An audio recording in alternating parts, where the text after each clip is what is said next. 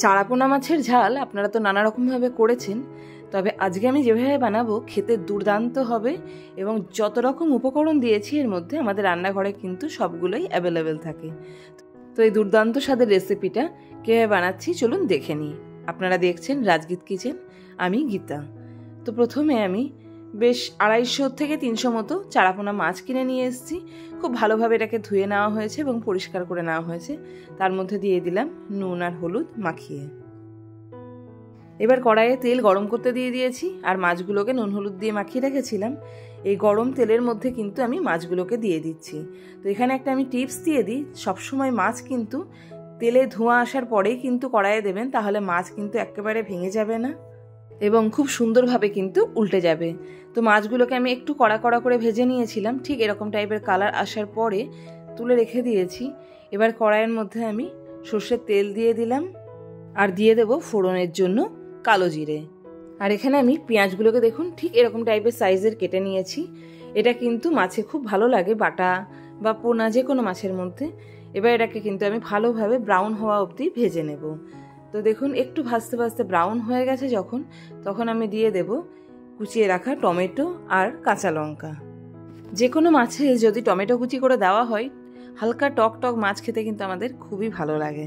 তো দেখুন টমেটোটা দেওয়ার পর একটু নুন দিয়ে দিলাম যাতে টমেটোটা খুব জলদি কিন্তু সিদ্ধ হয়ে যায় তেলের মধ্যে। এবার এটাকে বেশ কিছুক্ষণ চালিয়ে নেব।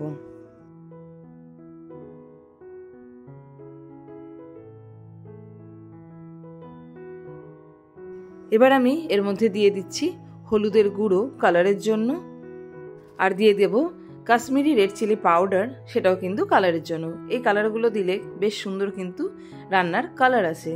তো দেখুন নুন দেওয়ার জন্য কিন্তু টমেটোটা খুব সুন্দরভাবে সিদ্ধ হয়ে গেছে।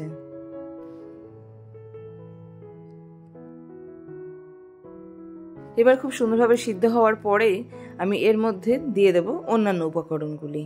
এর মধ্যে আমি সামান্য পরিমাণ জল অ্যাড করে দিচ্ছি।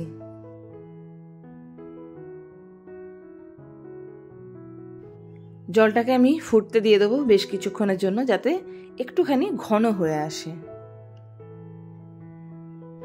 এবারে দেখুন যেই ঘন হয়ে এসছে, আমি এর মধ্যে ভেজে রাখা পোনা মাছগুলোকে একে একে এর মধ্যে দিয়ে দিচ্ছি। পোনা মাছগুলো এত সুন্দর ভাজা হয়ে গেছে, দেখুন এই লুকগুলো কিন্তু একদম স্ট্রেট আছে। এটা যতক্ষণ না আপনি সুন্দরভাবে ভাজবেন ঠিক এরকম কিন্তু কালার আসবে না।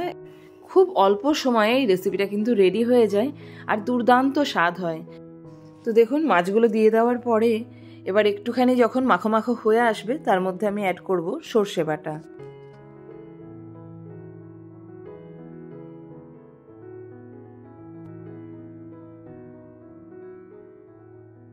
তো মাছগুলো এখন পুরো সুন্দরভাবে মাখো মাখো হয়ে গেছে। তো দেখুন সর্ষেটা কীভাবে বেটে রেখেছি, একেবারে কিন্তু মিহি করে পেস্ট করে নিয়েছি।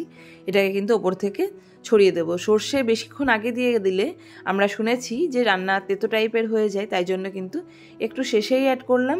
আর এর মধ্যে দিয়ে দিলাম কাঁচা লঙ্কা ওপর থেকে। যে যেরকম পরিমাণ ঝাল খান সেরকম কিন্তু কাঁচা লঙ্কা দিয়ে দেবেন। তো দেখুন খুব সুন্দরভাবে কিন্তু বাটা মাছের ঝাল রেডি হয়ে গেছে। আর আপনারা যারা আমার চ্যানেলে নতুন তাদেরকে রিকোয়েস্ট করব, আমার চ্যানেলে ভিডিওগুলো যদি আপনাদের ভালো লাগে তাহলে যেন অবশ্যই চ্যানেলটিকে সাবস্ক্রাইব করে দেবেন এবং ভিডিওতে লাইক কমেন্ট এবং শেয়ার করে দেবেন।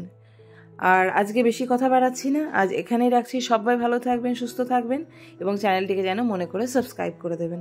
Thank you.